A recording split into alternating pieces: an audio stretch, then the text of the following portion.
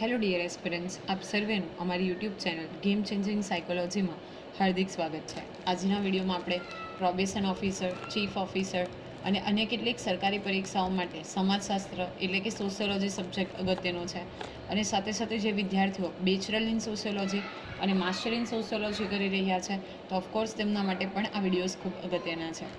એ અંતર્ગત આપ સૌ જાણો છો એ પ્રમાણે પ્રોબેશન ઓફિસરનો જે નવો સિલેબસ ડિક્લેર થયો છે તો એમાં 33 માર્ક્સ જેટલું વેટેજ સમાજશાસ્ત્ર સબ્જેક્ટને આપવામાં આવ્યું છે. અને એ અંતર્ગત આપણે એક નવા ચેપ્ટરની સ્ટાર્ટ કર્યું છે, જો નવું ચેપ્ટર સ્ટાર્ટ કર્યું છે જે છે માનવ સંબંધોની વ્યવસ્થા તરીકે સમાજ. તો અગાઉના વિડીયોમાં આપણે સમાજ એટલે શું, સમાજની ડેફિનેશન, એના લક્ષણો અને સાથે સાથે સમુદાય એટલે કે કમ્યુનિટી કોને કહી શકાય એ અંગે વિસ્તૃતમાં ચર્ચા કરી હતી. હવે આજના વિડીયોમાં આપણે એક સ્ટેપ આગળ વધશું અને એ છે સામાજિક સમૂહો એટલે કે સોશિયલ ગ્રુપ્સ કોને કહી શકાય, એના કયા કયા લક્ષણો છે, તો એ વિશેની ડિટેલમાં ચર્ચા કરવાના છે. તો અગાઉના વિડીયોઝ જો તમે જોયા ન હોય તો પ્લેલિસ્ટમાં જઈને એ વિડીયોઝ પણ ચેક કરી લેશો, જેથી કરીને that will be helpful for you. Next છે સામાજિક સમૂહો એટલે કે સોશિયલ ગ્રુપ્સ. અગાઉના વિડીયોમાં આપણે જોયું હતું કે જે સમાજમાં સમુદાય હોય, ભલે એ માનવનો સમુદાય હોય કે બીજા કોઈ પશુ પક્ષીઓનો સમુદાય હોય, જે ગ્રુપમાં રહે છે અને આત્મનિર્ભર છે, તો એને આપણે ગ્રુપ તરીકે એટલે કે સમાજ તરીકે એટલે કે સોસાયટી તરીકે ઓળખી શકીએ. હવે સમાજમાં આપણે જોયું હતું કે નાના મોટા દરેક પ્રકારના સમૂહો હોય છે, તો એ સમૂહોને આધારે સમૂહ કોને કહેવાય, સાથે સાથે સમૂહના લક્ષણો કયા કયા છે અને કયા પ્રકારના સમૂહો જે છે એ સમાજમાં આપણે જોવા મળે છે, તો એ અંગેની વિસ્તૃત ચર્ચા આજના વિડીયોમાં આપણે કરવાના છીએ. તો માનવ સમાજના ઉદ્ભવથી શરૂ કરીને વર્તમાન સમયમાં જોઈએ તો માનવીઓ હંમેશા સમૂહમાં જીવન જીવે છે. આપણે અગાઉના વિડીયોમાં પણ ચર્ચા કરી હતી કે જો આપણે પ્રિમિટિવ મેનની વાત કરીએ એટલે કે આદિમાનવની વાત કરીએ તો પહેલાં એ રખડતું ભટકતું જીવન જીવતો હતો. ઓકે, પછી ધીરે ધીરે એ સ્થાયી જીવન જીવવાની શરૂઆત કરે છે, એમાંથી સમુદાય બને છે એટલે કે કબીલાઓ જે છે અસ્તિત્વમાં આવે છે. ઇન શોર્ટ આપણે એવું કહી શકીએ કે જો માનવ સમાજના પ્રોપર ઉદ્ભવથી લઈને હાલ સુધીની એટલે કે વર્તમાન સમયની વાત કરીએ તો હંમેશા આપણે કેવું જીવન જીવીએ છીએ, તો સમૂહમાં જીવન જીવવાનું પ્રિફર્ડ કરીએ છીએ. માનવી પ્રાથમિક અવસ્થામાં શિકારની પ્રવૃત્તિ સમૂહમાં કરતો હતો. તો આ પણ અગત્યનું છે કે બેઝિકલી જો આપણે વાત કરીએ તો પ્રાથમિક અવસ્થા એટલે કે પ્રિમિટિવ મેનની વાત કરીએ તો પ્રિમિટિવ મેન જે છે એ જે શિકાર છે એટલે કે હન્ટિંગ કરતો હતો એ પણ ગ્રુપમાં કરતો હતો એટલે કે એ પણ સમુદાયમાં કરતો હતો. સામાન્ય રીતે માનવી એકલો કે એકાંતમાં રહેતો નથી, તે સમૂહમાં જ જીવે છે અને વિકસે છે.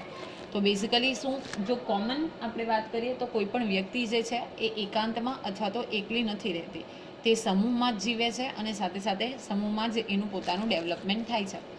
કુટુંબ, મિત્ર જૂથ, પડોશ જૂથ, રાજકીય, ધાર્મિક, સામાજિક સમૂહોમાં વ્યક્તિ પોતાની જુદી જુદી જરૂરિયાતોની પરિપૂર્તિ માટે સામૂહિક ભાગીદારી કરે છે.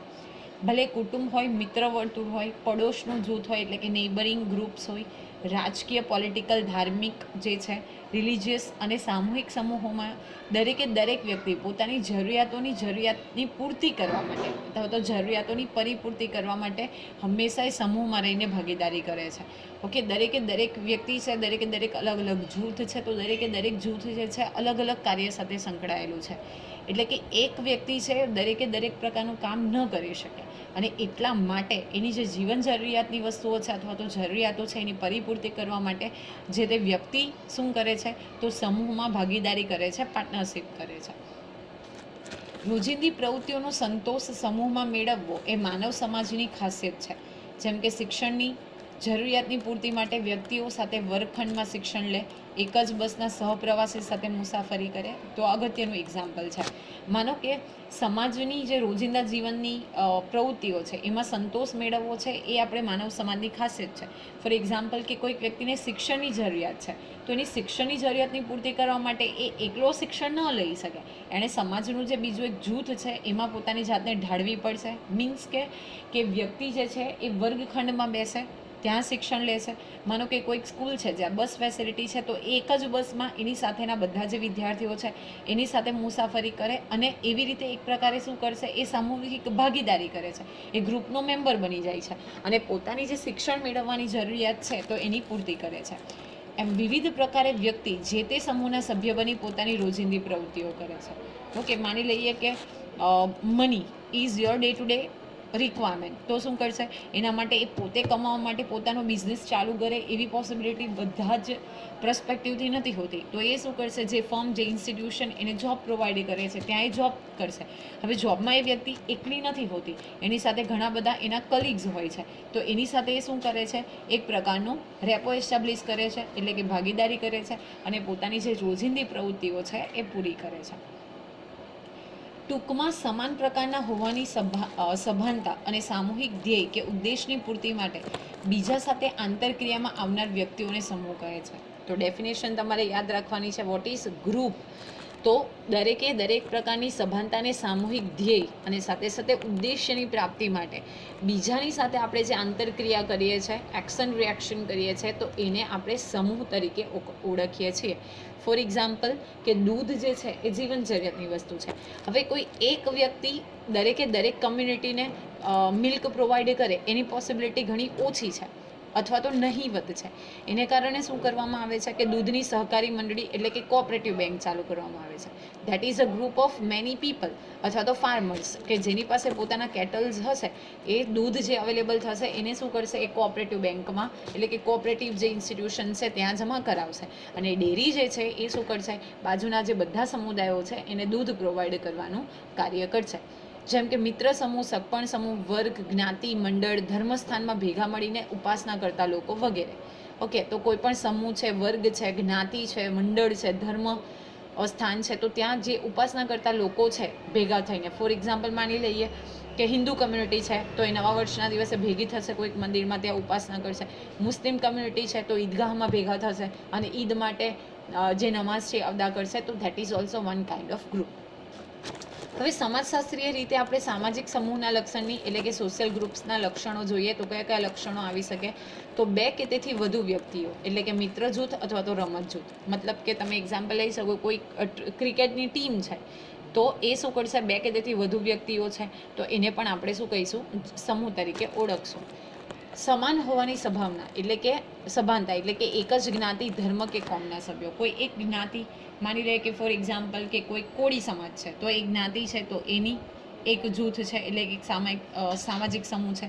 કોઈ એક ધર્મ, માની લે કે હિન્દુ, મુસ્લિમ, ક્રિશ્ચિયન વોટેવર, તો એનું એક ધર્મ. કોઈ એક કોમ, તો એના સભ્યો દ્વારા જે ગ્રુપની રચના કરવામાં આવશે તો એ સમાન હોવાનો એક ગ્રુપ છે. નેક્સ્ટ છે સામૂહિક પ્રકારનો ઉદ્દેશ્ય કે હેતુ. ઓકે, ફોર એક્ઝામ્પલ પ્રેક્ષક સમૂહ, માની લઈએ કે ફોર એક્ઝામ્પલ કે એક ગ્રુપ છે, ઓકે, અથવા તો આપણે મૂવી જોવા જઈએ છીએ તો ત્યાં એક વ્યક્તિ કે બે વ્યક્તિ કે આપણા ફેમિલી માટે મૂવી નથી ચાલુ કરવામાં આવતું. એક થિયેટરમાં બધા જ પ્રકારના પ્રેક્ષકો હોય છે, સ્પેક્ટેટર્સ હોય છે. તો એનો ઉદ્દેશ એક જ છે. શું ઉદ્દેશ છે કે એ લોકોએ મૂવી જોવું છે, એન્ટરટેનમેન્ટ કરવું છે. તો સામૂહિક પ્રકારનો જ્યારે ઉદ્દેશ હોય, ફોર એક્ઝામ્પલ સ્ટુડન્ટ્સ, તો ક્લાસમાં બેસતા સ્ટુડન્ટ્સ જે છે એનો એક જ પ્રકારનો ઉદ્દેશ્ય છે ટુ ગેટ ધ નોલેજ અથવા તો એજ્યુકેશન. તો એ એક પ્રકારનો સમૂહ કહી શકાય. નેક્સ્ટ છે સામાજિક આંતરક્રિયા એટલે કે સ્વચ્છતા અભિયાન અંતર્ગત કામ કરતા લોકો. ઓકે, સમાજના કોઈ એક ઉદ્દેશ્યની હેતુની પ્રાપ્તિ માટે જે ગ્રુપ બનાવવામાં આવે, ફોર એક્ઝામ્પલ સ્વચ્છતા અભિયાન છે, માનો કે બીજું કોઈ પણ અભિયાન હોય જે સમાજના કોઈ પરિપ્રેક્ષ્યમાં અથવા તો સામાજિક આંતરક્રિયા, ફોર એક્ઝામ્પલ તમને ખબર હશે તો મેરેથોન દોડનું આયોજન કરવામાં આવે. ઓકે, તો એ શું કહેવાશે, એક પ્રકારની સામાજિક આંતરક્રિયા. માનવ સમાજ અનેક સમૂહોનો બનેલો છે. માનવીના સમાજ જીવનનું ઘડતર અને સહજીવનનું ક્ષેત્ર સમૂહો નક્કી કરે છે. એ સંદર્ભમાં સમાજના કેટલાક સમૂહો જોવા મળે છે. ઓકે, જેનું ઘડતર છે અને સાથે સાથે જે ક્ષેત્ર છે એ કોણ નક્કી કરશે, તો સામાજિક જે સમૂહો છે એ નક્કી કરશે. તો કયા કયા પ્રકારના સામાજિક જે સમૂહ હોય તો એના વિશે આપણે વાત કરીએ તો સૌપ્રથમ છે મંડળ એટલે કે એસોસિએશન. સો મંડળ એ એક સામાજિક સમૂહ છે જેમાં લોકો સભાનતાપૂર્વક સામૂહિક હિતની પૂર્તિ કરવા માટે કોઈ ચોક્કસ સંગઠિત રીત પ્રમાણે એકબીજા સાથે આંતરક્રિયા કરે છે. ફોર એક્ઝામ્પલ આપણે લઈએ કે કોઈ એક કમ્યુનિટી, કોઈ એક ગ્રુપ છે, એમાં શું કરવામાં આવે છે, જેમ અહીંયા એક્ઝામ્પલ આપેલું છે કે મહિલાઓ છે એ ભેગી થાય છે, ઓકે, સખી મંડળ ચલાવે છે. તો એનો એમ એક જ છે, શું છે કે રોજગારી મેળવવી અથવા તો કોઈક બચત કરવી. તો એક ચોક્કસ સંગઠિત રીત પ્રમાણે જો એકબીજા સાથે આંતરક્રિયા કરે તો એને આપણે મંડળ એટલે કે એસોસિએશન તરીકે ઓળખીએ છીએ. જે સમૂહના કે મંડળના ધોરણો પ્રમાણે જુદી જુદી હોય છે. ઓકે, દરેકની જે હિત છે, દરેકની હિતની પૂર્તિ છે, જે એના એમ્સ છે, ધ્યેયો છે, એ દરેકે દરેક સમૂહો વચ્ચે કેવા હોય છે? અલગ અલગ હોય છે. મંડળમાં વ્યક્તિઓના દરજ્જા અને ભૂમિકા નક્કી કરવામાં આવે છે અને તે મુજબ સભ્યોની વચ્ચે આંતરક્રિયા થતી હોય છે. તો આ પણ અગત્યનું છે. દરેકે દરેક વ્યક્તિ છે તો એની ભૂમિકા શું કરવામાં આવે છે? નક્કી કરવામાં આવે છે. ફોર એક્ઝામ્પલ આપણે લઈ લઈએ કે કોઈ ક્રિકેટની ટીમ છે તો દરેકે દરેક સભ્ય જે છે ક્રિકેટના મેમ્બર્સ છે ટીમના, તો એની ભૂમિકા અલગ અલગ છે. કોઈ વિકેટ કીપર છે, કોઈ ફાસ્ટ બોલર છે, કોઈ સ્પિનર છે, ઓકે, કોઈ ઓલરાઉન્ડર છે, કોઈ ઓપનર છે, રાઈટ. તો બધાની ભૂમિકા શું છે? અલગ અલગ ભૂમિકા છે. તો એને આપણે શું કહી શકીએ? એક એસોસિએશન તરીકે ઓળખી શકીએ. ફોર એક્ઝામ્પલ કામદારના મંડળો, યુવક મંડળ, મહિલા મંડળ, વેપારી મંડળ, શિક્ષક મંડળ વગેરે. તો આમાં દરેકે દરેક જે લોકો છે એ શું કરશે? એકબીજા સાથે એક્શન રિએક્શન કરશે, એકબીજા સાથે ક્રિયા પ્રતિક્રિયા આંતરક્રિયા કરશે. તો એને આપણે મંડળ એટલે કે એસોસિએશન તરીકે ઓળખીએ છીએ. નેક્સ્ટ છે વર્ગ એટલે કે ક્લાસ. તો સમાજમાં આર્થિક પરિસ્થિતિને આધારે લોકો જુદા જુદા વિભાગોમાં વહેંચાયેલા છે. જેમ કે ઉચ્ચ એટલે કે શ્રીમંત વર્ગ, મધ્યમ વર્ગ અને ગરીબ વર્ગ, જેઓનો તેમના આર્થિક વર્ગ આધારિત સમાન સામાજિક દરજ્જો હોય છે. ઓકે, તો વર્ગ એટલે કે ક્લાસ. તો અલગ અલગ સમાજમાં લોકો છે તો જુદા જુદા વિભાગો છે. જેમ કે for example according to money, તો ઉચ્ચ વર્ગ એટલે કે શ્રીમંત વર્ગ, મધ્યમ વર્ગ, ગરીબ વર્ગ. ઓકે, માની લઈએ કે ફોર એક્ઝામ્પલ એજ્યુકેશનની વાત કરીએ તો હાઈલી ક્વોલિફાઈડ પીપલ, પછી જેણે બેચલર પછી માસ્ટર્સ કર્યું છે ફક્ત, પછી જેણે બેચલર કર્યું છે, પછી જેણે સ્કૂલિંગ એટલે કે હાઈ સ્કૂલિંગ એજ્યુકેશન મેળવ્યું છે, જેણે ખાલી SSC સુધી એક્ઝામ. તો અકોર્ડિંગ ટુ દેટ આપણે એને વર્ગ એટલે કે અલગ અલગ વર્ગમાં જે છે એ વિભાજિત કરી શકીએ. માનવી જ્યારે પ્રાથમિક અવસ્થામાં હતો ત્યારે આર્થિક સાધનોની માલિકીના આધારે વર્ગો ન હતા. સમાજમાં જટિલતા વધતા સામંતો, ગુલામો, વ્યાવસાયિક જૂથો અને ઔદ્યોગિક સમાજમાં મૂડીપતિ અને શ્રમજીવીના વર્ગો ઉદ્ભવ્યા. તો પ્રાથમિક અવસ્થામાં એટલે કે બેઝિકલી જ્યારે પ્રિમિટિવ મેન હતો તો ત્યારે શું થાય છે? બરાબર, એટલે કે ત્યારે કોઈ ચોક્કસ પ્રકારના વર્ગો ન હતા, પરંતુ ધીરે ધીરે માલિકીના આધારે વર્ગ બને છે. એમાં સામંત જે છે જેની પાસે પૈસા વધુ હતા એ, એના ગુલામો હતા. વ્યાવસાયિક જૂથની વાત કરીએ તો એમાં મૂડીપતિ એટલે કે જેની પાસે પૈસા હતા એ, અને બીજું છે શ્રમજીવી એટલે કે જ્યાં તે નોકરી કરતા. તો એવા પ્રકારના જે ગ્રુપો છે, વર્ગ છે, ક્લાસ છે, એ ઉદ્ભવે છે. સમાજની રચના અને કાર્યમાં પરિવર્તન આવતું જાય છે તેમ વર્ગોના સ્વરૂપમાં પણ પરિવર્તન આવતું જાય છે. સામાજિક વર્ગોના સંદર્ભમાં કાર્લ માર્ક્સનો વર્ગનો સિદ્ધાંત જાણીતો છે. તો ખૂબ અગત્યનું છે, એનાથી તમને પૂછાઈ શકે કે કાર્લ માર્ક્સે કયો સિદ્ધાંત આપ્યો હતો? તો વર્ગનો જે સિદ્ધાંત છે, ક્લાસનો સિદ્ધાંત છે, એ કાર્લ માર્ક્સે આપ્યો હતો. મેક્સ વેબર સામાજિક વર્ગને દરજ્જાના સમૂહ કહે છે. તો આ સ્ટેટમેન્ટ પણ અગત્યનું છે કે અકોર્ડિંગ ટુ મેક્સ વેબર જે સામાજિક ક્લાસ છે એટલે કે સોશિયલ ક્લાસ છે તો એને શું કહે છે? દરજ્જાના સમૂહ તરીકે ઓળખાવે છે. નેક્સ્ટ છે જ્ઞાતિ એટલે કે કાસ્ટ. વૈશ્વિક કક્ષાએ જ્ઞાતિ સમૂહો માત્ર ભારતમાં અને ખાસ કરીને હિન્દુ ધર્મમાં જોવા મળે છે. ઓકે, તો વૈશ્વિક કક્ષાની આપણે વાત કરીએ તો સૌથી વધુ જે જ્ઞાતિ એટલે કે કાસ્ટ આધારિત જે સમૂહ છે, ગ્રુપ્સ છે, એ ભારતમાં અને ખાસ કરીને હિન્દુ ધર્મમાં જોવા મળે છે.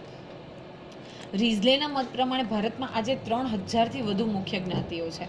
MN શ્રીવાસનના મત પ્રમાણે ભારતમાં જ્ઞાતિઓ હિન્દુ સમાજની વર્ણ વ્યવસ્થામાંથી ઉતરી આવી છે.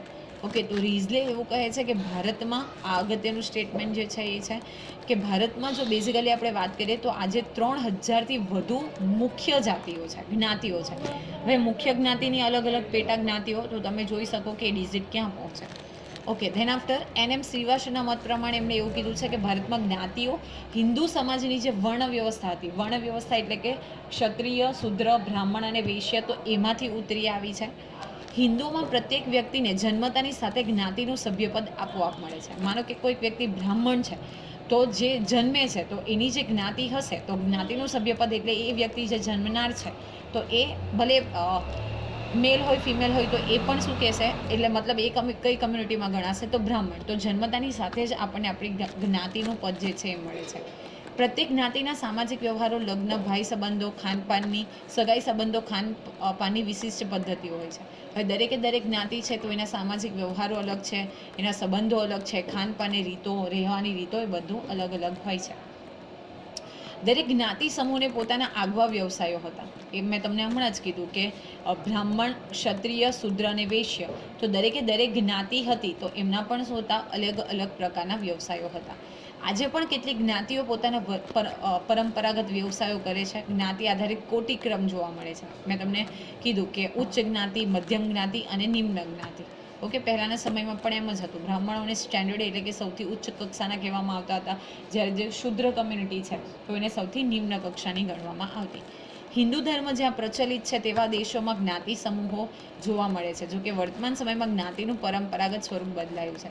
પહેલાં અનટચેબિલિટી જેવી બધી વસ્તુઓ પણ સ્ટિગ્મા એટલે કે કલંક હતો, પણ હવે આજે એ વસ્તુઓ જોવા મળતી નથી, and that is good. Next છે સામાજિક દરજ્જો અને ભૂમિકા, એટલે કે સોશિયલ સ્ટેટસ અને આપણો રોલ શું હોઈ શકે એ. તો વર્તમાન જટિલ સમાજમાં લોકો વચ્ચે થતી મોટાભાગની આંતરક્રિયાઓ વ્યક્તિના દરજ્જાને ધ્યાનમાં રાખીને થતી હોય છે. ઓકે, જે કોઈ પ્રકારની આંતરક્રિયા થાય છે એ વ્યક્તિનો જે દરજ્જો છે તો એને ધ્યાન રાખીને કરવામાં આવે છે. શાળા અને કોલેજમાં પ્રવેશ મેળવનાર વિદ્યાર્થી, શિક્ષક કે અધ્યાપક તરીકે આંતરક્રિયા કરે છે જે વ્યક્તિના દરજ્જા અને ભૂમિકાના સંદર્ભમાં થાય છે. ઓકે, દરેક શાળા કોલેજમાં વિદ્યાર્થી હોઈ શકે, શિક્ષક હોઈ શકે, પ્રોફેસર છે, તો દરેક આંતરક્રિયા કરે છે, પરંતુ પોતાનો જે દરજ્જો છે, જે સ્ટેટસ છે એને આધારે કરે છે. હવે આપણે જોઈએ સામાજિક દરજ્જાનો અર્થ અને તેની વ્યાખ્યા. તો સામાજિક દરજ્જો એટલે કે એક ચોક્કસ સમયે એક નિશ્ચિત વ્યવસ્થામાં વ્યક્તિનું સામાજિક સ્થાન. ફોર એક્ઝામ્પલ, ચોક્કસ સમયે માનો કે કોઈક વ્યક્તિ કોલેજમાં છે, રાઈટ, તો નિશ્ચિત વ્યવસ્થા એટલે કે પ્રોફેસર છે તો ચોક્કસ સમય એટલે કે કોલેજ, નિશ્ચિત વ્યવસ્થા એટલે કે કોલેજનું જે સ્ટ્રક્ચર છે એમાં જે એનું સ્થાન છે, સ્થાન એટલે કે એ વ્યક્તિ પ્રોફેસર છે, ઓકે, અથવા તો અધ્યાપક છે, તો એનો શું કહી શકાય? સામાજિક દરજ્જો કહી શકાય. માની લે કે કોઈ એક ડૉક્ટર છે, તો ડૉક્ટર એનું શું છે? સમાજમાં એ ડૉક્ટર તરીકે સ્થાન ધરાવે છે, તો એનો દરજ્જો છે, એનું સ્ટેટસ છે. સામાજિક દરજ્જો વ્યક્તિને અન્ય વ્યક્તિઓ સાથેના સંબંધમાં કેવી રીતે વર્તવું તે દર્શાવે છે. સમાજમાં કોઈ પણ પ્રકારના સમૂહો, મંડળો, વર્ગ કે જ્ઞાતિમાં વ્યક્તિ કોઈને કોઈ પ્રકારનો દરજ્જો ધરાવે છે. માનો કે આપણે ફોર એક્ઝામ્પલ ક્રિકેટની વાત કરીએ તો એમાં કોઈ કેપ્ટન છે તો એનો દરજ્જો છે. માનો કે કોઈ મંડળ છે તો એમાં પ્રમુખ છે, ઉપપ્રમુખ છે, ખજાનચી છે, તો દરેક વ્યક્તિનો શું છે? પોતાનો અલગ પ્રકારનો દરજ્જો છે. આ દરજ્જાને આનુષંગિક એટલે કે અનુરૂપ વ્યક્તિઓએ ભૂમિકા ભજવવી જોઈએ એવી અપેક્ષા જે તે સમૂહના સભ્યોની પાસે રાખે છે. ફોર એક્ઝામ્પલ મેં હમણાં કીધું પ્રમુખ, ઉપપ્રમુખ, ખજાનચી, તો એ દરેક જે ગ્રુપ છે એ શું એક્સપેક્ટેશન કરશે કે એને જે દરજ્જો મળ્યો છે એ દરજ્જા પ્રમાણે એ ભૂમિકા ભજવશે. ફ્યુ મિનિટ્સ બેક મેં તમને એક્ઝામ્પલ આપ્યું હતું ક્રિકેટની ટીમ. માનો કે એક વિકેટ કીપર છે તો એ વિકેટ કીપર તરીકે પોતાનો જે દરજ્જો છે, કાર્ય છે, ભૂમિકા છે અદા કરશે. કોઈ ફાસ્ટ બોલર છે તો એ એની ભૂમિકા અદા કરશે, કોઈ સ્પિનર છે તો એની ભૂમિકા અદા કરશે, કોઈ ઓપનર છે એટલે કે બેટ્સમેન છે તો એની ભૂમિકા. તો દરેકે ક્રિકેટ ટીમ છે એ એના બોલરો પાસે એવી એક્સપેક્ટેશન કરે છે કે એની ભૂમિકા ભજવશે. વિકેટ કીપર પાસે એવી એક્સપેક્ટેશન કરે છે કે વિકેટ કીપિંગ કરશે, રાઈટ. કોઈ ઓપનર છે, બેટ્સમેન છે તો એની પાસે એવી ભૂમિકા રાખશે કે એ પોતાનું કાર્ય જે છે વ્યવસ્થિત રીતે પોતાની ભૂમિકા ભજવશે. અર્થમાં દરજ્જો વ્યક્તિની સ્થિતિયાત્મક પરિસ્થિતિનો ઉલ્લેખ કરે છે અને આ પરિસ્થિતિમાં વ્યક્તિ જે વર્તન કરે છે એની ભૂમિકા છે. તો અકોર્ડિંગ ટુ હિઝ રોલ એનું શું કરશે? જે રોલ છે એ પ્લે કરશે. વ્યક્તિ ઉપરાંત સમૂહોને ચોક્કસ સામાજિક દરજ્જા કે સ્થાન હોય છે. પ્રત્યેક દરજ્જા સાથેના કાર્યો, અધિકારો અને ફરજો સમૂહના ધોરણો દ્વારા નક્કી થતા હોય છે. સામાજિક ભૂમિકા દરજ્જાનું વર્તનલક્ષી પાસું છે. તો આ પણ પૂછાઈ શકે કે જે સામાજિક ભૂમિકા છે એ વ્યક્તિનું કેવું પાસું છે? તો વર્તનલક્ષી, એ કેવી રીતે વર્તન કરે છે એને આધારે. ફોર એક્ઝામ્પલ, ડૉક્ટરનો દરજ્જો ધરાવતી વ્યક્તિ દર્દીના રોગનું નિદાન કરી જરૂરી માર્ગદર્શન અને સારવાર આપે ત્યારે તે તેની ભૂમિકા ભજવે છે એમ કહી શકાય. ઓકે, જો ડૉક્ટર છે તો એ શું કરશે? જે તે દર્દીનું યોગ્ય નિદાન કરશે, જરૂરી એને માર્ગદર્શન આપશે, એની સારવાર કરશે, ટ્રીટમેન્ટ કરશે. તો આપણે એવું કહી શકીએ કે ડૉક્ટરે એ પોતાની ભૂમિકા ભજવી રહ્યો છે. એ રીતે દરજ્જો અને ભૂમિકા એકબીજા સાથે સંકળાયેલા છે. એટલે કે એનું સ્ટેટસ અને સાથે એનો રોલ એ એકબીજા સાથે શું છે? આ સ્ટેટસ અને રોલ એ બંને વસ્તુ એકબીજા સાથે પરસ્પર રીતે સંકળાયેલા છે. હવે આપણે વાત કરીએ તો પ્રત્યેક દરજ્જાની સાથે ઓછે વત્તે અંશે સત્તા પણ સંકળાયેલી હોય છે. તમને જો કોઈ દરજ્જો મળે છે, for example you are teacher યા તો પ્રોફેસર, તો એની સાથે કેટલીક સત્તાઓ પણ છે કે તમે વિદ્યાર્થીઓને રોકી શકો, એ કોઈ ખરાબ વસ્તુ કરે છે તો તેને અટકાવી શકો. ફોર એક્ઝામ્પલ કેપ્ટન છે તો કેપ્ટન એનો દરજ્જો છે. તો ટીમનો કોઈક મેમ્બર છે એ વ્યવસ્થિત રીતે બેટિંગ નથી કરતો, બોલિંગ નથી કરતો, ફિલ્ડિંગ નથી કરતો, તો એને શું કરી શકશે? એની પાસે સત્તા છે કે એને ઇન્ફોર્મ કરી શકશે. જેમ કે શાળાના આચાર્યનો દરજ્જો મેળવનાર વ્યક્તિ પાસે અનેક સત્તાઓ હોય છે અને તેનો અમલ કરાવવાની પોતાની રીત હોય છે. તે શાળાના ચોકીદાર કે પટ્ટાવાળા પાસે વિશેષ દરજ્જાઓ હોતા નથી. ઓકે, જો પ્રિન્સિપલ છે તો એની પાસે જે સત્તા છે તો એવી સત્તા જે શાળાના ચોકીદાર એટલે કે પટ્ટાવાળા જે સિક્યુરિટી છે એની પાસે હોતી નથી. હવે પ્રાપ્ત કરવાની રીતોને આધારે સામાજિક દરજ્જાના 2 પ્રકાર છે. એક છે અર્પિત દરજ્જો, એમાં આવશે જ્ઞાતિ કે ધર્મનું સભ્યપદ પુરુષ કે સ્ત્રી.